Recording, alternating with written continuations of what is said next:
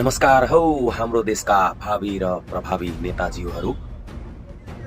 हैन, यसपालि हाम्रो देशका नेताजीहरूलाई के भएको छ रे? यसपालिको चुनावमा हाम्रा देशका नेताजीहरू आफ्नो चुनावको एजेन्डा बनाउनुको सट्टामा एकै ठाउँमा केन्द्रित भएको देखिन्छ। के तपाईहरूलाई आफ्नो काम, आफ्नो एजेन्डा र आफ्नो रोडम्याप माथि विश्वास छैन? कि तपाईको मनमा केही छ, मुखमा केही छ, तपाईलाई जनतालाई डिलिभर गर्न सक्नु भएको छैन?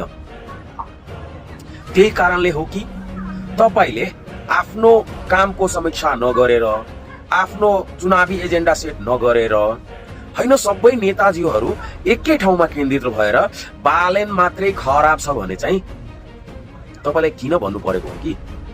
के तपाईहरू चुनावमा बालनको नामबाट तर्सिनु भएको हो कि क्या हो?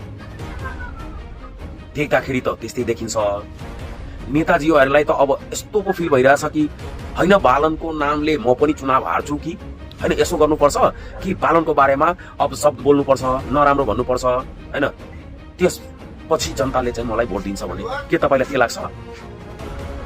हैन किन हो जनताहरू र बालनको बीचमा यो कम्बिनेसन जुन छ त्यो किन भएको हो? तपाईहरूले समीक्षा गर्नु भएको हो? एकचोटि गर्नु न। किन बालेन चाहिँ नेपालको प्रत्येक जनताको मुटुभित्र बसिसकेको हो? तपाईँ त्यो समीक्षा गर्नु न। तपाईँ बालन खराब हो भन्दाखेरि तपाईँले आफै घाटा लाग्छ।